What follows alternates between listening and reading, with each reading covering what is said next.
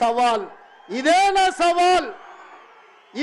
సవాల్ కాంగ్రెస్ పార్టీ కార్యకర్తల తరఫున చూసుకుందాం. కేసీఆర్ నువ్వు నేను వచ్చే ఎన్నికల్లో నువ్వా నేనా ప్రజా పాలన పాపాల భైరవుడా మా కాంగ్రెస్ పార్టీ కార్యకర్తల లక్షలాది మంది 10 ఏళ్ళు కేసులు కట్టుకొని జైలుకు పోయి ప్రాణాలు వదిలి ఊపిరి బిగబట్టి జెండా మోసి అధికారంలోకి వస్తే పాపాల భైరవుడు రావాలి ప్రజా పాలన పోవాలి అని మాట్లాడడానికి నీకు సిగ్గెట్లొచ్చిందని నేను అడుగుతున్నా మనిషిని.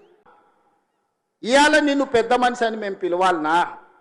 పెద్ద మనిషి అని పిలిపించుకునే అర్హత నీకు ఉన్నదా అని నేను ఈ వేదిక మీద నుంచి అడుగుతున్నా. ఇవాళ పెద్ద మనిషిని ప్రజాపాలన ఎందుకు పోవాలి, పాపాల భైరవుడు అధికారులు ఎందుకు రావాలో నువ్వు జవాబు చెప్పాలి.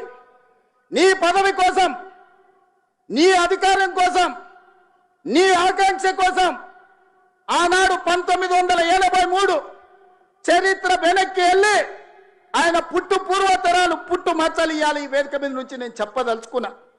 ఆయన నీతేంది, ఆయన జాతేంది, ఆయన దోస్తేందో ఇవాళ మీ అందరి ముందర నేను విజ్ఞప్తి చేయదలుచుకున్నా. మిత్రులారా, 1983లో తుమ్మల నాగేశ్వరరావు గారు సజీవ సాక్షి. ఆనాడు అన్న పెద్దలు నందమూరి తారక రామారావు గారు యువ న్యాయవాదిగా జగిత్యాలలో న్యాయవాద పదవిని బాధ్యత నిర్వహిస్తుంటే పిలిచి భుజం తట్టి నీకు ఎమ్మెల్యే టికెట్ ఇచ్చి నీకు ఎక్సైజ్ శాఖ మంత్రి ఇస్తే సంవత్సరం తిరిగే లోపలనే అన్న ఎన్టీఆర్ను వెన్నుపోటు పడిచి నాదెండ్ల భాస్కరరావుతోని జట్టు కట్టిన నువ్వు నాదెండ్ల భాస్కరరావు సోపతిని వదిలి కాంగ్రెస్ పార్టీలకు వచ్చి 40 సంవత్సరాలు పూర్తయింది. నేను అడుగుతున్నా పెద్ద మనిషిని, ఈ 40 ఏళ్ళు జగిత్యాల నియోజకవర్గమే కాదు కరీంనగర్ జిల్లాలో ప్రతి కాంగ్రెస్ పార్టీ కార్యకర్త 14 ఎన్నికల్లో 11 సార్లు ఎమ్మెల్యే, 3 సార్లు ఎంపీ, 1 సారి ఎమ్మెల్సీ, 14-15 సార్లు బీభావిస్తే దుఃఖాన్ని దిగముందుకొని ఎన్టీఆర్ను వెన్నుపోటు పడిచిన నిన్ను, నాదెండ్ల భాస్కరరావు అనుచరుడైన నిన్ను ఎమ్మెల్యేగా, ఎంపీగా, ఎమ్మెల్సీగా ఏ ఎన్నికల్లో పోటీ చేసినా వేలాది మంది కాంగ్రెస్ పార్టీ కార్యకర్తలు నిన్ను భుజాల మీద మోసిన మాట నిజం కాదా?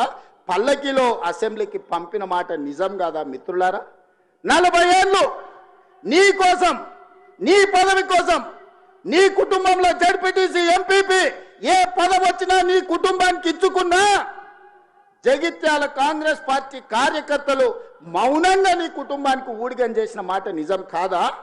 మిషన్ భగీరథ నీళ్ళు పుష్కలంగా రాలే, ఏమన్నా రాలేదా? వచ్చినాయా? మరి ఇప్పుడు ఏం రోగం పుట్టింది నాకు అర్థం కాదు. ఇప్పుడు ఎందుకు గుంటుతుంది అది? ఎందుకు నీళ్ళు ఎత్తలేవు? వస్తున్నాయా ఇప్పుడు? మరి ఏం చేయాలా?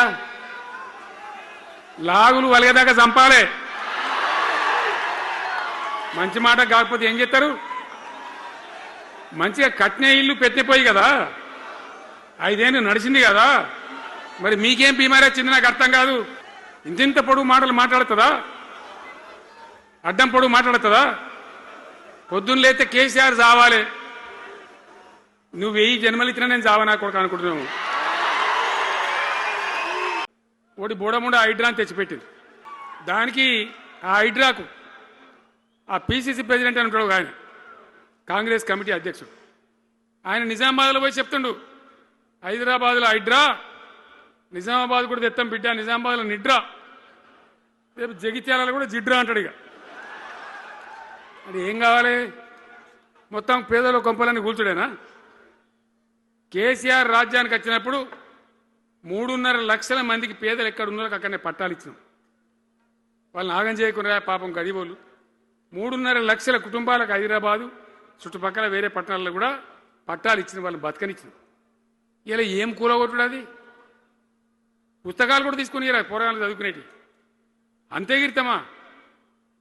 నేను ఒక్కటే మాట మనం చేస్తా ఉన్నా, గ్యారంటీగా బీఆర్ఎస్ గవర్నమెంట్ వచ్చేది ఖాయం. మొట్టమొదటి రోజులనే ఈ ఐటాంటోని ఎత్తి అవతల వరేస్తామని చెప్పి నేను మనం చేస్తా ఉన్నా.